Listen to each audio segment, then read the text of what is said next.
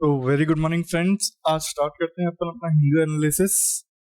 आज मैं सबसे पहले आपके मैप लेके आया। मैं सबसे पहले मैप आपके लिए इसलिए लेके आया हूँ क्योंकि मणिपुर काफी टाइम से न्यूज में चल रहा है और अपना प्रिलिम्स राउंड द कॉर्नर है, राइट। अगर प्रिलिम्स राउंड द कॉर्नर है और कोई लोकेशन न्यूज में चल रही है तो वो अपने लिए बहुत इंपॉर्टेंट हो जाती है, राइट। तो सबसे पहले अपन मणिपुर के बॉर्डरिंग कंट्रीज देख लेते हैं। वो आपसे ही पूछ सकते हैं। मिजोरम, त्रिपुरा, मेघालय टच नहीं करता, राइट। असम टच करता है, नागालैंड टच करता है। तो अगर आपको आज ये आदि दे दिया जाए कि Manipur is bordered by 4 countries या 4 स्टेट्स, क्या होगा बताएं? 4 स्टेट्स, राइट। तो कौन से मिजोरम, त्रिपुरा, नागालैंड और असम, राइट। आप इस चीज का ध्यान रखिएगा। चलिए, तो अब लोग तक अब मणिपुर के बारे में पूछेगा तो और क्या पूछेगा? उसके बारे में 2 चीजें पूछ सकता है जो यूपीसी मोस्टली पूछता है। लोकतक लेक के बारे में पूछता रहता है, राइट। उसके बाद जाके क्या पूछता है, देखा है आपने? केबुल लामजाओ पार्क, ठीक है। तो इन दोनों के बारे में आज अपन थोड़ा सा पढ़ लेते हैं कि अगर इन दोनों में से कोई भी क्वेश्चन बने तो अपन उसको इजीली सॉल्व कर पाए, राइट। चलिए, तो सबसे पहले अपन देखते हैं कि लोकतक लेक क्या कहता है। It is the largest fresh water lake in the north east India. North east India में क्या सबसे लार्जेस्ट फ्रेश वाटर लेक है, ठीक है।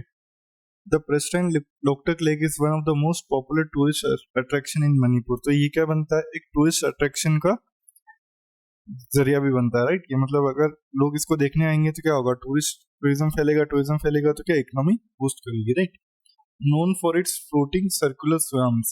सर्कुलर स्वाम्स क्या भी कहते हैं वहां पे, फुमडीज भी कहते हैं। यूपीसी इस चीज पे भी ध्यान देता है, राइट। तो आप जो यूपीसी चीजों पे ध्यान देता है उसको अपन यहाँ डिस्कस कर लेंगे।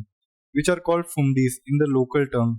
The lake invites tourist from far and wide for its ethereal beauty. तो टूरिस्ट इसको क्या, इसकी ब्यूटी के लिए जाना जाता है। This forms look almost like islands and are a mass of a soil, organic matter and vegetation, ठीक है। The lake houses the only floating national park in the world. Floating national park, इस चीज का आप ध्यान रखिएगा। Keibul Lamjao national park which is the largest refuge of the endangered brow antlered deer Sangai Manipur state's animal, ठीक है। तो अपन इस एनिमल के बारे में भी थोड़ा सा पढ़ेंगे। In addition, the lake shelters about 230 species of aquatic plants, 100 types of birds, 400 species of fauna like barking bear, sambar and Indian python। ये आप लोगों को इतना ध्यान नहीं होना चाहिए। आपको ध्यान होना चाहिए कि हाँ, ऐसा इकोसिस्टम है जहाँ पे बहुत सारे प्लांट्स की डाइवर्सिटी रह सकती है, राइट। तो अपन अब क्या करते हैं, अपन थोड़ा सा और अगर उसके बारे में जाने तो लोकतक लेक को एक वेटलैंड इंटरनेशनल इंपॉर्टेंस दी गई थी रामसर कन्वेंशन में 1990 में, लेकिन उसके बाद उसको मॉन्ट्रेक्स रिकॉर्ड में डाल दिया गया था, राइट। तो आप अगर क्वेश्चन आ जाए प्रीलिम्स में बोल दिया जाए कि हाँ मॉन्ट्रेक्स रिकॉर्ड में है या नहीं है, तो आपको ध्यान रखना चाहिए कि वो मॉन्ट्रेक्स रिकॉर्ड में है, राइट। और फिर अभी मैं आपको कोई क्वेश्चन बताऊं, अगर प्रीलिम्स में क्या पूछा गया है। प्रीलिम्स में आपसे ये क्वेश्चन पूछा गया था कि which of the following national parks is unique in being a swamp with floating vegetation that supports a rich biodiversity. इसका आंसर हो गया आपका केबुल लमजाओ नेशनल पार्क। तो आप देखिए, मैंने वो आपको इन्फॉर्मेशन पहले ही यहाँ पे दे दी है, राइट। तो आप उस चीज का ध्यान रखेंगे, राइट। चलिए, तो अपन अब थोड़ा सा केबुल लमजाओ के बारे में अपन ने पीवाईक्यू देख लिया। इसके बाद अपन लोकतक लेक के बारे में देख लिया, ठीक है। अब अपन देखते हैं कि केबुल लमजाओ में क्या क्या और अपने को मिल सकता है, उसके क्या क्या इंपॉर्टेंट फैक्ट्स हैं, लाइक। तो ये काफी सारे मिग्रेटरी बर्ड्स को सबसे पहले तो जगह देता है, राइट। तो आपको इस चीज का ध्यान होना चाहिए। फिर अपन ने पढ़ा कि एक प्रो एंटलर डियर के बारे में, यहाँ पे अपन ने पढ़ा brow antler deer, sangai deer. तो ये अपने लिए कैसे इंपॉर्टेंट हो जाता है अपने एग्जाम में, ये अपने को ध्यान होना चाहिए, राइट। ये क्या है, स्टेट एनिमल है मणिपुर का, राइट। एनिमल कोड क्या होता है, रेडिश होता है, डार्क रेडिश, ठीक है। उसके बाद अपन देखें तो ये कहाँ का, अपने सिर्फ इंडिया में मिलता है क्या? लोग बोल देंगे कि संगाई डियर सिर्फ इंडिया में मिलता है, तो ऐसा जरूरी नहीं है। Cambodia, China, India, Laos, Myanmar सब जगह मिलता है, राइट। इसकी जो हैबिटेट है वो क्या है, श्रबलैंड्स और grassland to dry forest and the marshland, ठीक है। इसलिए वो वहां पे मोस्टली पाया जाता है। और ये डियर क्या करता है, ये कंज्यूम करता है ग्रासेस को, ठीक है। तो उस चीज का ध्यान रखेंगे। चलिए, तो अब क्या हो रहा है, अब आपको इसका प्रोटेक्शन स्टेटस ध्यान होना चाहिए। प्रोटेक्शन स्टेटस क्या है, इंडेंजर्ड, ठीक है, आईयूसीएन रेड लिस्ट में। साइट्स में अपेंडिक्स 1, ठीक है। WPA 1972 में वर्ल्ड लाइफ प्रोटेक्शन एक्ट में शेड्यूल 1, ठीक है। तो आप उस चीज का ध्यान रखें, ठीक है। तो इतना ही जानना जरूरी था अपने को इस आर्टिकल से रिलेटेड। चलते हैं अपन अपने नेक्स्ट आर्टिकल पे। सो अपना नेक्स्ट आर्टिकल कहता है even limited arsenic exposure can make cognitive ability study finds. तो एक स्टडी की गई थी, उसमें ये पता लगाया गया कि अगर मिनिमम क्वांटिटी से भी आर्सेनिक से वो होता है ना, तो अपनी कॉग्निटिव एबिलिटी मतलब थिंकिंग कैपेसिटीज डिस्ट्रॉय हो सकती है, राइट। तो अपन उस चीज को थोड़ा देखते हैं। It caused a reduction in gray matter in the brain and affected concentration in children and young adults, says researchers who worked with 100,414 participants from 5 regions across India। ठीक है, तो इस चीज को आप डायरेक्टली आप अपने आंसर्स में भी कोट कर सकते हैं मीन्स में कि एक स्टडी फाउंड की गई थी अगर पॉल्यूशन से रिलेटेड कुछ आ जाता है, ठीक है, कि पॉल्यूशन कैसे बढ़ रहा है और उसके लिए अपन क्या क्या कर सकते हैं, क्या क्या नहीं कर सकते हैं, राइट। तो उस चीज का आप ध्यान रखेंगे। चलिए, तो अपन अब थोड़ा सा आर्सेनिक के बारे में देख लेते हैं। Arsenic is naturally present at high levels in the earth crust and the ground water of a number of countries. तो आर्सेनिक काफी ग्राउंड वाटर में पाया जाता है और अर्थ क्रस्ट में काफी नेचुरली पाया जाता है हाई लेवल पे। It is highly toxic in inorganic form, मतलब ये टॉक्सिक होता है लेकिन इनऑर्गेनिक फॉर्म में हो जब होता है, ठीक है। Contaminated water used for drinking, food preparation and the irrigation of food crop poses the greatest threat to public health from arsenic। तो अपन को आर्सेनिक कैसे डिग्रेड कर सकता है अपनी हेल्थ को, अगर ड्रिंकिंग वाटर में आ जाए, अगर खाना बना रहे हो उस टाइम आ जाए, इरिगेशन मतलब फूड क्रॉप्स उगा रहे हो जब आर्सेनिक का थोड़ा सा यूज हो जाए, ठीक है। तो ये सारे से क्या होगा, धीरे धीरे वो अटैच होते जाएगा और वो अपने को हार्म करने लग जाएगा, right. Long-term exposure to arsenic from drinking water, food can cause cancer, skin disease, cardiovascular disease and diabetes। तो ये सारी की सारी चीजें आपको हो सकती हैं किससे, आर्सेनिक की वजह से, right. In early childhood exposure, it has been linked to negative impacts on cognitive development and increased death in young adults। तो अर्ली चाइल्डहुड में क्या हो रहा है, इससे काफी कॉग्निटिव डेवलपमेंट में आया जो अपन ने देखा है यहाँ पे।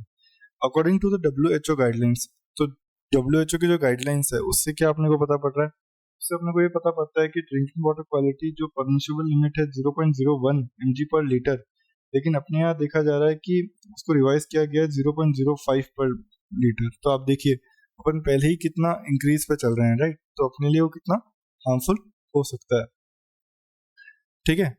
फिर चलिए, तो अपन देखते हैं कि अब अगर अपन वाटर से कुछ हटाना चाहते हैं पॉल्यूशन, तो उसके लिए अपने पास कोई स्कीम वगैरह है या नहीं है। तो national rural drinking water programme है अपने पास। ये क्या करता है, ये आपको क्या करता है, ये मिनिस्ट्री ऑफ जल शक्ति के अंदर आता है। तो आप मिनिस्ट्री ध्यान रखिए, राइट, यूपीसी उनमें से क्वेश्चन पूछता रहता है। तो ये क्या किया गया है, इसका एम क्या है, सारी रूरल पॉपुलेशन को कवर करना जो कि इफेक्टिव है आर्सेनिक और फ्लोराइड से, राइट। तो आपको इस चीज का ध्यान होना चाहिए। चलिए, तो ये स्कीम क्या है, नेशनल रूरल डेवलपमेंट स्कीम जो मैंने आपको बताई। तो ये सेंट्रली स्पॉन्सर्ड स्कीम है या सेंट्रल सेक्टर स्कीम है। तो ये सेंट्रली स्पॉन्सर्ड स्कीम है। स्पॉन्सर्ड माने कि 50% स्टेट देगा, 50% सेंटर देगा। सेंट्रल सेक्टर माने कि सारा का सारा सेंटर देगा, राइट। तो आपको उस चीज का ध्यान होना चाहिए, यूपीसी उससे क्वेश्चन पूछता रहता है। और वाटर एक फेवरेट टॉपिक है यूपीसी का, ठीक है, ये भी आपको ध्यान होना चाहिए। चलिए, तो मैं आपको थोड़ी सी और चीजें बताता हूँ इसके बारे में कि यूपीसी ने ऐसे क्या क्वेश्चन पूछा था। यूपीसी ने पूछा था environmental pollutant found in the ground water, arsenic पूछा था उन्होंने, फ्लोराइड पूछा था उन्होंने, ठीक है, फॉर्मिडिलाइट पूछा था उन्होंने, तो वो नहीं था, ठीक है। तो ऐसे 5 चीजें पूछी थी। तो यूपीसी क्या करेगा, सारे पॉल्यूटेंट्स को एक जगह लिख देगा और उनमें से आपसे क्वेश्चन पूछ लेगा, राइट। सो अपन अब देखते हैं कि कौन सबसे ज्यादा इफेक्टेड है इसमें, राइट। तो सबसे ज्यादा जो इफेक्टेड है वो मोस्टली क्या है, असम साइड के और वेस्ट बंगाल के साइड के पीपल इफेक्ट हो रहे हैं इससे, एक स्टडी फाइंड करती है, राइट। सो अब अपन देखते हैं कि इसका फूड चेन पे कैसे इम्पैक्ट आता है। चलिए, तो फूड चेन में कैसे इम्पैक्ट आएगा, मेनली जो राइस, व्हीट, पोटैटोज ये सब ग्रो होते हैं, तो ये सब क्या मोस्टली इन सब के लिए इरिगेशन होता है। इरिगेशन क्या होता है, ग्राउंड वाटर यूज किया जाता है, राइट। तो ये अपने को डायरेक्टली हार्म करता है, राइट। सो अगर अपन थोड़ा सा और अगर इसके बारे में और आपको कुछ बताऊं, तो ये ऑर्डरलेस और कलरलेस गैस है, right. Odourless and tasteless metalloid है, सॉरी गैस नहीं होगी, मेटलॉइड है। ठीक है, तो आप इन सारी चीजों का ध्यान रखें और अगर आपके प्रीलिम्स में इनमें से कोई क्वेश्चन बने तो आप इजीली उसको आंसर कर सकें, राइट। सो अगर आप वे फॉरवर्ड डालेंगे तो आप वे फॉरवर्ड में क्या डालेंगे, अपने को मॉनिटर करना पड़ेगा इरिगेशन वाटर को, ठीक है, उसको कैसे प्लान कर सकते हैं, मेंटेन कर सकते हैं, ठीक है। और अगर कुछ एक्सट्रैक्ट मतलब ग्राउंड वाटर अगर इफेक्ट हो रहा है, कंटेमिनेट हो रहा है, तो उसको अपन कैसे बचा सकते हैं। ये सारी की सारी जो आपके चैलेंजेस होते हैं वही आपके वे फॉरवर्ड्स में आगे हो जाएंगे, राइट। सो अपन चलते हैं अपने नेक्स्ट आर्टिकल पे। सो अपना नेक्स्ट आर्टिकल कहता है अमॉन्ग द एलिट्स। सो क्या कहना चाहता है, India's presidency of the G20 gives its additional heft at the G7 summit। ठीक है, तो इंडिया की जो प्रेसिडेंसी चल रही है अभी G20 को लेके, तो एक एडिशनल हेल्प देता है G7 समिट को, ठीक है। तो अब आपको यहाँ पे क्या पता होना चाहिए, G7, G8, G20 कंट्रीज कौन सी होती है, ठीक है। उसके बाद अपन उनके थोड़ा सा डिटेल्स में जाएंगे। पहले मैं आपको एक बेसिक चीज बता देता हूँ कि यूपीसी क्या क्वेश्चन आपसे पूछेगा या उन्होंने क्या आपसे पूछा है, राइट। देखिए, सबसे पहले in which one of the following groups are all the countries 4 countries members of G20। तो आपको इनमें से बताना है कि कौन सी 4 कंट्रीज हैं जो कि मेंबर्स है G20 के। तो डायरेक्ट का डायरेक्ट क्वेश्चन पूछ दिया आपसे, ठीक है। तो अब आप थोड़ा सा देख लीजिए कि कौन सी कंट्रीज है, फिर आप इसको आंसर करने की कोशिश कीजिएगा, ठीक है।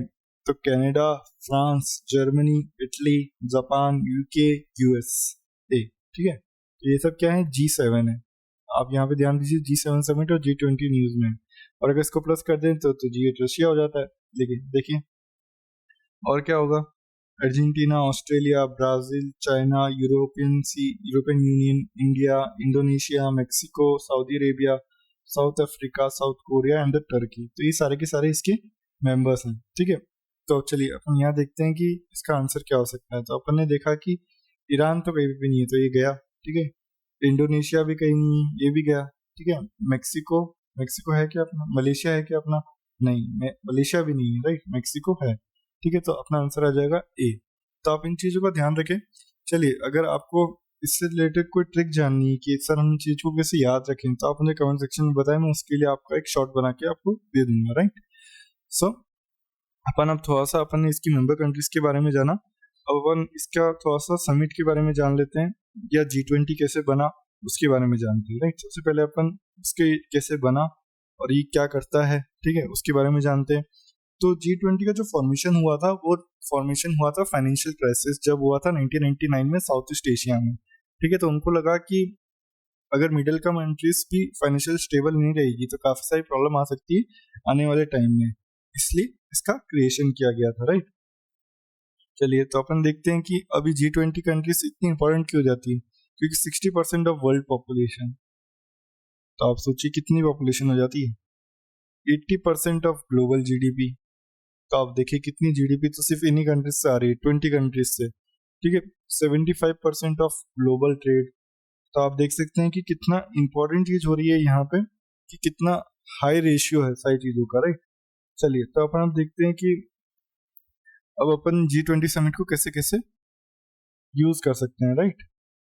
तो सबसे पहले फूड सिक्योरिटी की अपन बात कर सकते हैं, क्योंकि अपने यहाँ पे काफी सारे फूड चैलेंजेस आ रहे हैं। तो एक ग्लोबल लेवल पे कैसे फूड सिक्योरिटी की बात हो, क्योंकि सबकी पॉपुलेशन बढ़ रही है, राइट। सो अपन को फूड को लेके चीजें देखनी होंगी। Second, climate change. काफी लीडर्स तो एग्री नहीं करते कि क्लाइमेट चेंज हो रहा है, राइट। तो अपन को सबको समझाना पड़ेगा कि क्लाइमेट चेंज हो रहा है और उससे सी लेवल राइज हो रहा है। सी लेवल राइज हो रहा है तो एटलास्ट अपन सबके सब जने इफेक्ट होंगे उससे, राइट। फिर अपन डिजिटल इकोनॉमी पे कैसे वर्क कर सकते हैं, मतलब डिजिटल ट्रांसफॉर्मेशन जो कि दूसरी कंट्रीज ला चुकी हैं, वो लोअर मिडिल इनकम कंट्रीज या मिडिल इनकम कंट्रीज पे कैसे वर्क लेके आ सकते हैं, ठीक है। फिर अपन हेल्थ सेक्टर को देख सकते हैं कि कैसे डेवलप कंट्रीज का हेल्थ सेक्टर थोड़ा सा अगर बढ़ा हुआ है, ठीक है, वो डेवलपिंग कंट्रीज को कैसे मदद कर सकते हैं। लेकिन अपन ने देखा है कोरोना में डेवलप कंट्रीज का भी हेल्थ सेक्टर काफी डगमगा गया था, तो वहां पे भी अपने को और कैसे इम्प्रूव किया जाए वो अपने को देखना पड़ेगा, राइट। लेकिन अगर अपन देखें कि इनके पास कुछ चैलेंजेस है क्या G20 के, तो वो चैलेंजेस क्या क्या है, ठीक है। सबसे पहले राइजिंग इन्फ्लेशन, सारी कंट्रीज में इन्फ्लेशन बढ़ रहा है, ठीक है। सब जगह स्लो डाउन है मेजर इकोनॉमीज में, तो ये एक अपना पॉइंट हो जाएगा, ठीक है। जियो पोलिटिकल कॉन्फ्लिक्ट बढ़ रही है सब जगह, तो आपको इस चीज का ध्यान होना चाहिए कि ये कैसे इफेक्ट करती है। अगर जियो पोलिटिक्स सारी चीजों को इफेक्ट करती है फाइनली, राइट, तो आपको उस चीज का ध्यान होना चाहिए।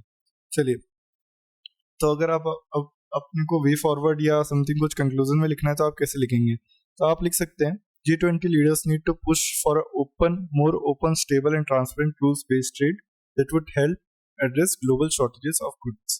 तो आप कुछ ऐसा पॉजिटिव नोट दीजिए कि हाँ वो आने वाले टाइम में एक सजेशन के तौर पे काम करे कि हाँ भाई अगर ऐसे काम करेंगे तो अपन और इजीली इंप्रूव कर पाएंगे, राइट। सो अपन चलते हैं अपने नेक्स्ट आर्टिकल पे। सो अपना नेक्स्ट आर्टिकल कहता है tracking SDG progress the Bhopal way. तो अपने को सबको ध्यान है कि भोपाल ट्रेजेडी के बारे में, राइट।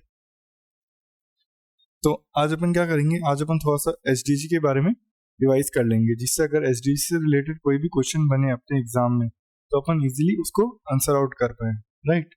सो सबसे पहला अपन एसडीजी कहता है, ये एसडीजी आपको याद होनी चाहिए पॉइंट टू पॉइंट। अगर आपको इससे रिलेटेड भी अगर कोई शॉर्ट चाहिए तो आप मुझे कमेंट सेक्शन में बता सकते हैं।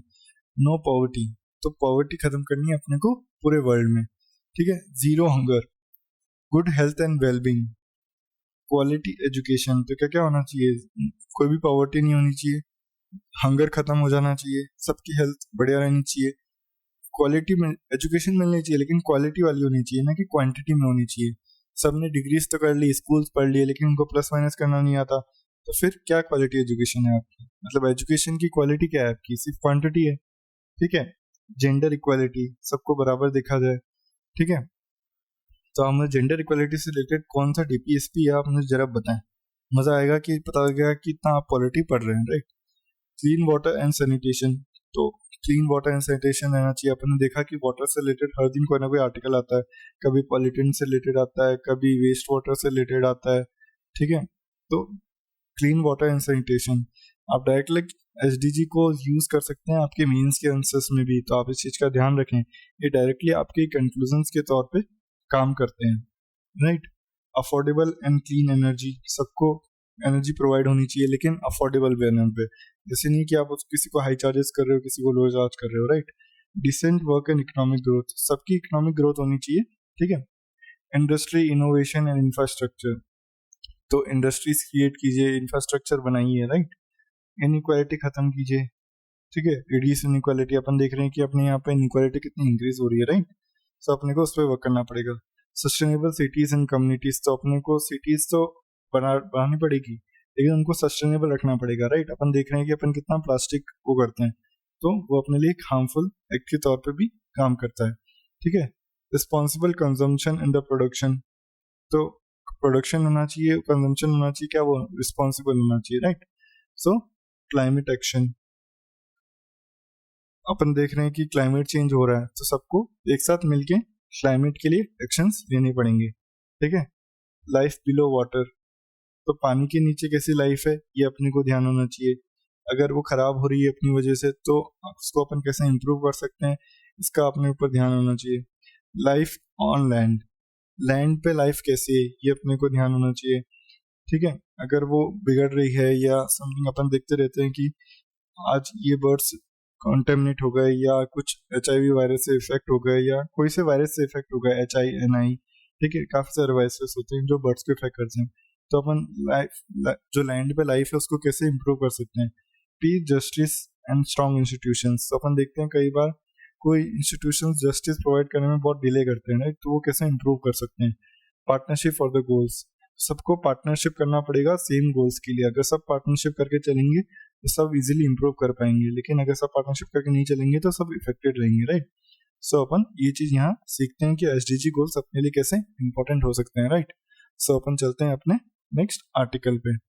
सो अपना नेक्स्ट आर्टिकल कहता है SC back to its full strength of 34 as CGI administered oath to 2 new judges। तो देखिए पहली बार ये बोला गया है कि अपने यहाँ फुल सीटें भरी हुई हैं, किसकी, सुप्रीम कोर्ट की। ऐसा रोज नहीं होता है, राइट, तो आपको इस चीज का ध्यान होना चाहिए। चलिए, तो क्या बोला यहाँ पे, दो ही आर्टिकल्स एक साथ थे तो मैंने आपके लिए दोनों आर्टिकल्स एक साथ लिया है। Independence of SC is integral to the rule of law, justice Joseph. तो जो इंडिपेंडेंस है वो SC का, वो इंटीग्रल है उनके रूल के लिए, तो आपको उस चीज का ध्यान होना चाहिए। मतलब अगर रूल ऑफ लॉ मेंटेन करना है तो आपको सुप्रीम कोर्ट को इंडिपेंडेंट छोड़ना पड़ेगा, राइट। तो अपन देख लेते हैं कि इंडिपेंडेंस उनकी कैसे पाई जाती है। The constitution has made the following provisions, तो कॉन्स्टिट्यूशन ने कुछ प्रोविजंस बनाए हैं जिससे क्या होता है उनकी इंडिपेंडेंस इंश्योर की जा सकती है, ensure the independence in the impartial function of the supreme court. तो इससे क्या होता है उनकी इंडिपेंडेंस एक परफेक्ट तौर पे पाई जा सकती है। तो सबसे पहले होती है मोड ऑफ अपॉइंटमेंट, ठीक है। मोड ऑफ अपॉइंटमेंट मतलब उनकी जो अपॉइंटमेंट होती है बहुत काफी सोच समझ के की जाती है, तो वो एक इंडिपेंडेंस के तौर पे काम करता है। सिक्योरिटी ऑफ टेन्योर मतलब उनको कोई ऐसे नहीं निकाल सकता, राइट। तो वो भी एक इंडिपेंडेंस मतलब आपको कोई ऐसे बोल दे कि हाँ मैं आपको निकाल दूंगा तो आप इंडिपेंडेंटली वे पे काम नहीं करोगे, लेकिन आपको पता है कि आपके पास सिक्योरिटी ऑफ टेन्योर है तो आप इंडिपेंडेंटली काम करोगे। फिक्स सर्विस कंडीशंस, ठीक है, मतलब सर्विस कंडीशंस चेंज नहीं की जा सकती। Expenses charge on the consolidated fund of India, ठीक है, तो अगर एक्सपेंसेस आपके उसमें चार्ज हो रहे हैं कंसोलिडेटेड फंड ऑफ इंडिया से तो आपको कोई कुछ बोल नहीं सकता, आपकी सैलरी कम नहीं की जा सकती है, राइट। कंडक्ट ऑफ जजेस कैन नॉट बी डिस्कस, तो जजेस का कैसा कंडक्ट है, कोई डिसीजन को मतलब लाइक कोई केस को लेके कोई रूड बिहेवियर है या कैसा है तो वो डिस्कस नहीं किया जा सकता पार्लियामेंट में। Ban on practice after retirement, तो अपन देखते हैं कि रिटायरमेंट के बाद उनको बैन लगाया गया प्रैक्टिस पे। ऐसे नहीं है कि आप कोई कुछ पाने के लिए आप ऐसे डिसीजन दो फिर आप रिटायरमेंट के बाद दूसरी जगह जाके वर्क करो, ठीक है। फिर power to punish for its contempt, तो अगर सुप्रीम कोर्ट के ऊपर कोई कुछ दाग लगाता है तो वो उसके लिए उनको पनिश कर सकते हैं। तो देखिए कितना इंडिपेंडेंट तौर के तौर पे काम कर रहा है कि अगर कोई कुछ सुप्रीम कोर्ट के नाम पे बोलेगा तो उसको पनिश किया जाएगा। Freedom to appoint its staff, तो अपने स्टाफ को खुद अपॉइंट कर सकते हैं, राइट। तो आप देखिए कितनी अच्छी चीज है कि अगर आप अपने स्टाफ को खुद अपॉइंट कर रहे हो तो आपका किसी का कोई रूलिंग नहीं है आपके ऊपर, right. It's jurisdiction can not be cartel, मतलब उसके जुरिडिक्शन को कम नहीं किया जाता, आप बढ़ा सकते हो लेकिन उसको पावर्स को उसकी कम नहीं कर सकते हो। सेपरेशन फ्रॉम एग्जीक्यूटिव, तो एग्जीक्यूटिव से वो सेपरेट रहता है, राइट। ये सारे के सारे चीजें हैं जिससे कि अपन पता लगा सकते हैं कि जुडिशरी इंडिपेंडेंटली वर्क कर पा रही है या नहीं कर पा रही, या अपन उनकी इंडिपेंडेंस कैसे एश्योर कर सकते हैं, राइट। सो यही था इस आर्टिकल से रिलेटेड। अपन चलते हैं अपने नेक्स्ट आर्टिकल पे। सो अपन देखते हैं how Gujarat is working to becomes India's green hydrogen hub. तो गुजरात कैसे एक हाइड्रोजन हब बन रहा है इंडिया का, तो अपने को ये पता होना चाहिए। क्योंकि देखिए अब ये एक पावर के तौर पे काम आ रहा है, तो अब हाइड्रोजन पहले अपने पास सोलर पावर आया, तो ऐसे ऐसे धीरे धीरे अपन पावर चेंज कर रहे हैं, राइट। तो अपने को सारी पावर्स के ऊपर ध्यान होना चाहिए। तो Gujarat aims to produce 8 lakh ton of green hydrogen and per annum by 2035। तो आप देखिए कितना है, ठीक है। उसके बाद देखिए 1.99 lakh hectares allotted for green hydrogen schemes, तो कितना इन्वेस्ट किया जा रहा है इस पे, तो कुछ ना कुछ सोच समझ के किया जा रहा होगा। क्या करता है, एक्सपेक्ट क्या करते हैं मैन, decarbonise energy intensive industries like fertiliser steel chemical. तो अपन देखते हैं कि काफी इंडस्ट्रीज कार्बन सेक्रेट करती हैं, तो इससे अपन क्या करना चाह रहे हैं, इससे अपन ये करना चाह रहे हैं कि कम से कम कार्बन का सिक्वेस्ट मतलब बाहर निकले, राइट। जितना कम कार्बन होगा उतनी ग्लोबल वार्मिंग अपन इजिली रिड्यूस कर पाएंगे, राइट। तो अपन अब थोड़ा सा हाइड्रोजन के बारे में जान लेते हैं। So hydrogen is the lightest and first element on the periodic table, तो ये आपको ध्यान नहीं होना चाहिए लेकिन लाइट होता है इतना ध्यान होना चाहिए। Since the weight of hydrogen less than air it rises in the atmosphere and therefore rarely found in its pure form, ठीक है। तो ये थोड़ा सा आप याद कर सकते हैं। At standard temperature and pressure, hydrogen is a non-toxic, non-metallic, odorless, tasteless, colorless and highly combustible diatomic gas। तो ये चीज आपको ध्यान होनी चाहिए, इसे डायरेक्टली आपके प्रीलिम्स में पूछ ली जाएगी, right. Hydrogen fuel is a zero-emission fuel burned with oxygen. It can be used in fuel cells, internal combustion engines. It can also be used as fuel for spacecraft propulsion। तो आप देखिए कि इसके uses कितने सारे हैं। UPC सारी चीजों की यूजेस पूछती है मोस्टली। तो अपन अब इसके टाइप्स ऑफ हाइड्रोजन देख लेते हैं कौन सी होती है। ग्रे हाइड्रोजन, इसको इंडिया बहुत ज्यादा प्रोड्यूस करता है। किससे एक्सट्रैक्ट होती है, फॉसिल फ्यूल्स और नेचुरल गैस। इसका बाय प्रोडक्ट क्या होता है, CO2, जो अपने लिए हार्मफुल रहता है, ठीक है। Blue hydrogen source from fossil fuels, by product CO2, by products are captured and stored so better than grey hydrogen. ये ग्रे हाइड्रोजन होगा फ्रेंड्स, ठीक है। तो सॉरी ग्रे, ठीक है। Green hydrogen generated from renewable energy like solar, wind, electrical splits water into hydrogen and oxygen, byproducts water vapor। Sorry guys, तो आप इस चीज का ध्यान रखें कि अपने लिए अपन ग्रीन हाइड्रोजन प्रोड्यूस कर रहे हैं तो उसका कोई हार्मफुल इफेक्ट्स नहीं आ रहे हैं ज्यादा, राइट। और उससे अपने को इलेक्ट्रिसिटी भी मिल रही है क्योंकि अपन रिन्यूएबल एनर्जी रिसोर्सेज को यूज कर रहे हैं। तो ऐसा है कि अपने लिए हाइड्रोजन इंपॉर्टेंट हो जाता है, ठीक है। इतना इन्वेस्टमेंट हो रहा है तो आने वाले टाइम में यूपीसी मेंस में इससे आराम से अपने को क्वेश्चन एक्सपेक्ट किया जा सकता है और प्रीलिम्स में भी पूछा जा सकता है। क्योंकि गैसेस के बारे में हर साल क्वेश्चन यूपीएससी पूछता ही रहता है, राइट। तो आप इसके बारे में थोड़ा सा पढ़ते रहें। आने वाले टाइम्स में जो और आर्टिकल्स आएंगे तो मैं इसके बारे में और सही न्यूज लेके आऊंगा आपके लिए, ठीक है। और अगर आपको हमसे कनेक्टेड रहना है तो आप टेलीग्राम ज्वाइन कर सकते हैं, जिसकी लिंक आपको मिल जाएगी इस डिस्क्रिप्शन में, ठीक है, इस वीडियो के डिस्क्रिप्शन में। और आपके लिए एक डिस्कशन ग्रुप बना रखा है, उसकी लिंक भी आपको मिल जाएगी इस वीडियो की डिस्क्रिप्शन में, राइट। सो अपन ऐसे ही मिलते रहेंगे और एडिटोरियल्स के साथ।